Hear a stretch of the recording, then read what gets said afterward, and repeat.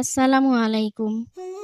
মুহররম মাসের ফজিলত, করণীয় ও বর্জনীয় সমূহ। ১. মুহররম কি? এটি আরবি ১২টি মাসের মধ্যে ৪টি হারাম মাসের একটি। এছাড়া এটি আরবি বছরের প্রথম মাস। ২. মুহররমের রোজা। মুহররমের দশম দিনকে আশুরা বলা হয়। এদিন আল্লাহ তাআলা মুসা আলাইহিসসালাম এবং তার জাতিকে ফেরাউনের জুলুম থেকে মুক্তি দিয়েছেন। এ উপলক্ষে ইহুদিরাও এই দিন সিয়াম পালন করত। ৩. আশুরা। রাসূল সাল্লাল্লাহু আলাইহি ওয়াসাল্লাম বলেছেন, রমাদানের পর সবচেয়ে উত্তম সিয়াম হলো মুহররম মাসের সিয়াম। ৪. আশুরার সিয়াম। নবী সাল্লাল্লাহু আলাইহি ওয়াসাল্লাম মদিনায় হিজরতের পর দেখেন ইহুদিরা এই দিনে সিয়াম পালন করছে।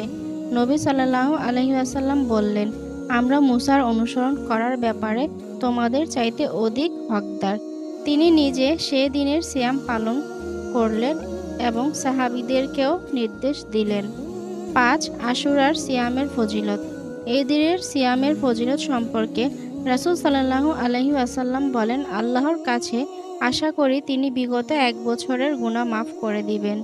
৬. মুহররমের ৯ তারিখেও সিয়াম পালন করা। রাসূল সাল্লাল্লাহু আলাইহি ওয়াসাল্লাম ইহুদিদের ব্যতিক্রম করতে বলেছেন। যেহেতু এদিন ইহুদিরাও সিয়াম রাখে, তাই তাদের ব্যতিক্রম স্বরূপ ৯ মুহররমেও সিয়াম পালন করা উচিত।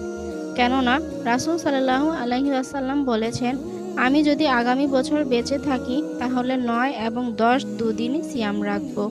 ৭. বর্জনীয় আমলসমূহ। এই দিনকে কারবালার দিন হিসেবে উদযাপন করা, হুসেইন রাদিয়াল্লাহু তাআলা আনহু এর মৃত্যুর দিন হিসেবে শরীর রক্তাক্ত করা, মিছিল ইত্যাদি করা সবই বর্জনীয় আমল। এগুলো রাসূল সাল্লাল্লাহু আলাইহি ওয়াসাল্লাম এবং সাহাবীগণ থেকে প্রমাণিত।